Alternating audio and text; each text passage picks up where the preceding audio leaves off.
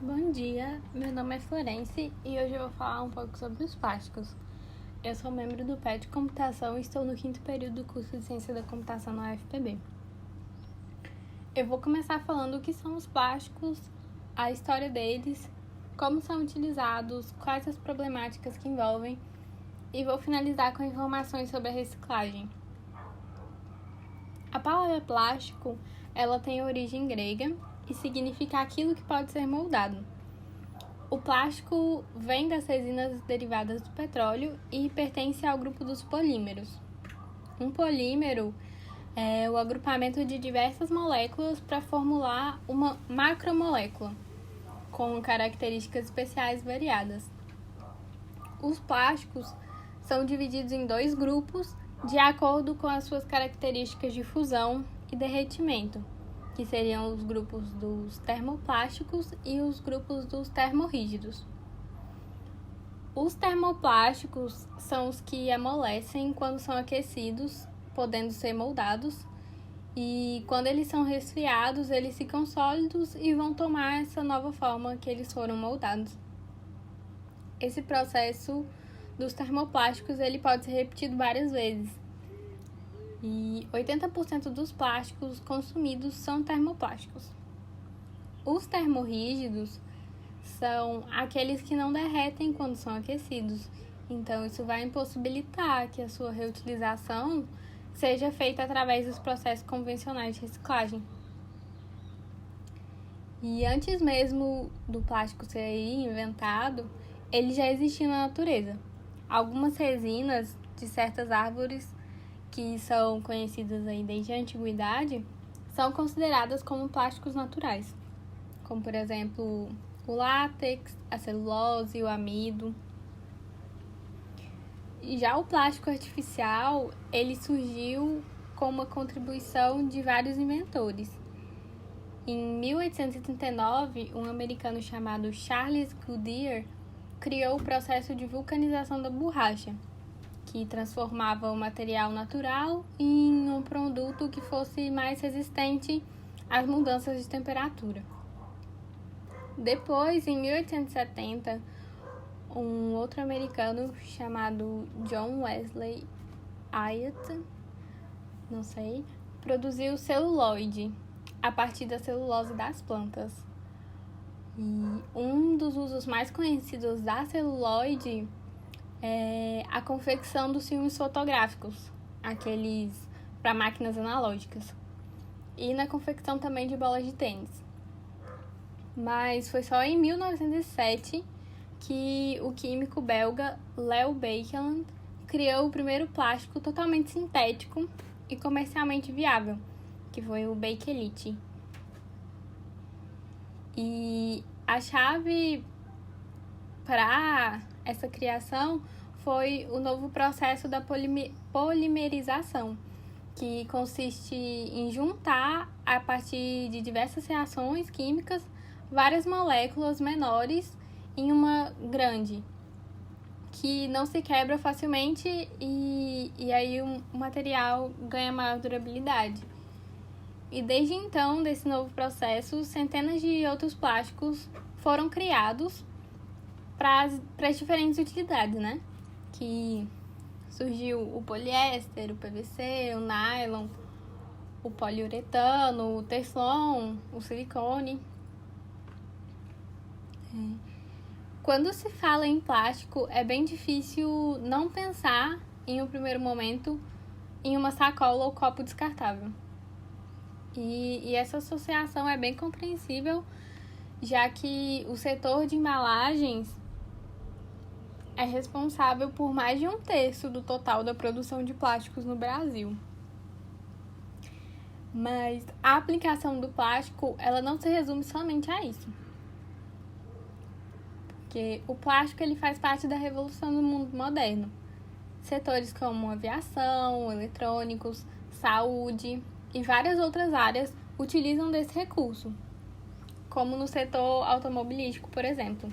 No Brasil, atualmente, cada veículo utiliza aí entre 60 e 90 quilos de plástico.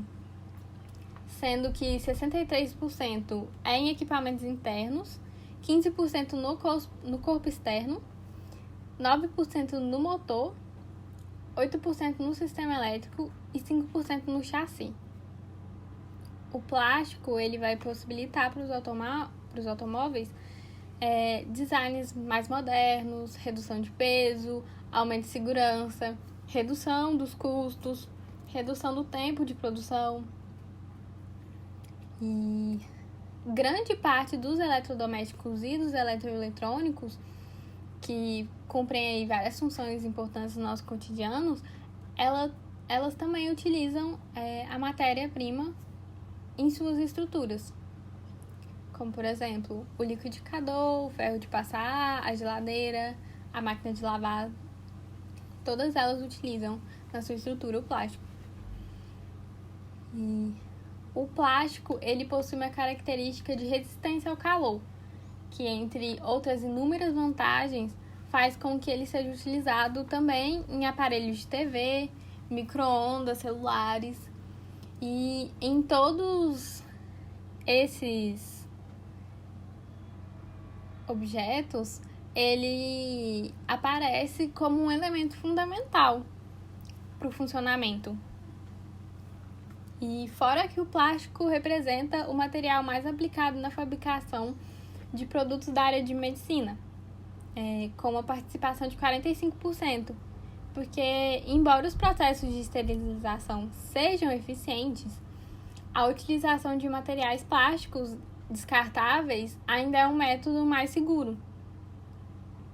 Então, uma infinidade de produtos como tubos, catéteres, materiais coletores, frascos, oxigenadores, até as bolsas de sangue, aparelhos auditivos, todos esses são produzidos a partir do plástico. E o plástico ele também pode ser aplicado em próteses, que substituem ossos e articulações, porque por ser inerte, o material ele não vai apresentar sinais de rejeição do organismo. E a resistência que ele tem ao choque coloca o plástico entre os materiais mais indicados para esse tipo de prótese e tratamento. Em uma aeronave, a aplicação do material é evidente em toda a estrutura, desde o revestimento das paredes até os próprios assentos. Ou seja, seria praticamente impossível pensar em um mundo moderno sem a contribuição dessa invenção. Fica muito difícil pensar em como seriam os remédios, os computadores, as comunicações e as viagens. Como que isso seria feito sem a participação do plástico? Fica muito difícil de imaginar. E o plástico, então, dá para perceber que ele tem um grande impacto melhorando as nossas vidas. Mas existe um grande problema com a utilização desenfreada desse recurso e a forma que descartamos ele. Porque atualmente a poluição por plásticos é uma das maiores ameaças ambientais para o planeta. Por ser um material novo na natureza, a natureza ainda não sabe como se livrar dele. Cada uma de suas moléculas possui centenas de milhares de átomos. E como as ligações entre os átomos são muito estáveis, os decompositores não conseguem quebrar o material em partes menores para destruí-lo. Então, todo o plástico já produzido existe até hoje. E estima-se aí que os plásticos demoram cerca de 400 anos para desaparecer, mas essa estimativa ela também pode estar incorreta. Não se sabe, é uma incerteza. Então, durante todos esses anos, a gente colocou em circulação 8,3 bilhões de toneladas, conforme as estimativas da Universidade da Califórnia. E o mais preocupante é que mais de 70% são agora resíduos que estão colapsando os depósitos de lixo e os mares do planeta. E na questão do Brasil, uma pesquisa de 2019 indica que nós somos o quarto país que é o maior produtor de lixo plástico. Produzimos 11,4 milhões de toneladas por ano e reciclamos apenas 1,3% disso. Então, a gente é também um dos países que menos recicla. Com a pandemia do novo coronavírus, o uso de luvas, máscaras, sacolas, talheres, copos, embalagens e outros resíduos descartáveis aumentou exponencialmente. E essa volta dos plásticos é muito preocupante porque representa um retrocesso global, já que diversos governos estavam incentivando a diminuição do uso do plástico há muitos anos. E nós não estamos apenas enterrando o plástico em aterros, o que já seria ruim. A gente também joga no mar. E todo ano, cerca de 8 a 12 milhões de toneladas são jogadas no mar. Isso é cerca de um caminhão de lixo por minuto. Eu estou falando aqui há 11 minutos, 11 caminhões de lixo já foram jogados no mar. Isso é muito preocupante. E as marés e correntes, elas criaram grandes lixões de plástico flutuante. Existe aí, basicamente, 5 ilhas de lixo. Essa maior ilha de lixo, seria essa do número 1 no slide. Ele é chamado de Grande Faixa de Lixo do Pacífico e é quase do tamanho do estado do Amazonas. É muito grande. E pode haver de 80 a 100 mil toneladas de plástico só nessa região.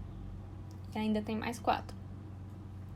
O plástico mata mais de 100 mil animais marinhos por ano e 1 milhão de aves marinhas. Então, todos esses animais acham que os lixos são comida. E não dá para evitar, porque tem muito. E estima-se que em 2050 haverá mais plásticos que peixe. O empresário explorador americano Victor Vescovo, ele quebrou o recorde de mergulho solo mais profundo da história. Ele percorreu ao todo 10.972 metros oceano abaixo, na depressão de Challenger, que fica localizada na Fossa das Marianas, que é um buracão gigantesco no meio do Oceano Pacífico. E a Challenger é tida como o maior abismo da Terra e tem pouco mais de 11 quilômetros de profundidade no seu ponto mais fundo. Nessa exploração, o explorador ele acredita que o mergulho tenha rendido a descoberta de 4 possíveis novas espécies de seres marinhos. Mas, além disso, ele também encontrou lá 2 itens bastante conhecidos, que foi uma sacola plástica e uma embalagem de doce. Ou seja, a obsessão humana por plástico, que criou aí essas 5 ilhas marinhas de lixo, ela atingiu também o ponto mais inferior dos oceanos. Dito todos esses pontos, fica evidente a necessidade do material plástico ser reciclado e valorizado. E o grande desafio está no pós-consumo, ou seja, na forma que é descartado e no tratamento adequado para que o material possa ser reaproveitado. É necessário que haja uma ação integrada da indústria, do governo e dos consumidores. Reciclar traz inúmeros benefícios: a economia de energia, menor emissão de gases na atmosfera, menor degradação do ecossistema pela extração da matéria-prima e um menor volume de descartes em aterros.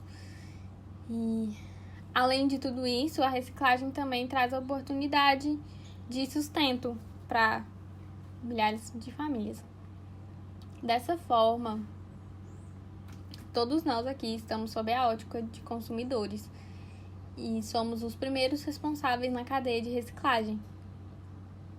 E nós podemos ajudar separando os resíduos plásticos e entregando para coleta seletiva ou para um ponto de entrega. Não é necessário a gente lavar as embalagens antes de descartá-las, apenas ver se elas estão vazias, né? E jamais jogar lixo na rua ou em qualquer lugar que não seja uma lixeira. E separar os materiais ajudaria bastante no processo de coleta. Bom, eu sei que é difícil mudar os nossos hábitos e o conhecimento sobre a reciclagem não tem a disseminação e nem uma estruturação adequada, porque, como foi dito, é necessário uma integração, né, da indústria, do governo, dos consumidores. Do governo eu acho um pouco difícil. Então, enfim, não tem uma estruturação adequada. Mas eu não sei vocês, mas muito desses dados sobre o plástico eu não sabia até pouco tempo atrás. Eu sabia que existia uma ilha de lixo, mas não sabia que existiam 5. Não sabia do tamanho. O tamanho me surpreendeu muito. E mesmo sabendo sobre que não tem a estruturação adequada, eu acho que é válido a gente ter a consciência sobre os nossos consumos, porque as coisas continuam acontecendo, por mais que nós não estamos sentindo consequências graves nesse exato momento. As ilhas de lixo não estão nos afetando gravemente nesse momento. Então, por exemplo, eu nem sabia que existia tudo isso. Mas provavelmente sofreremos com uma reação no futuro. Então, acho que é importante a gente pensar sobre os nossos consumos e tentar fazer aí o que for possível. É isso, obrigada. Se alguém tiver alguma dúvida ou alguma sugestão, só deixar nos comentários. Tchau!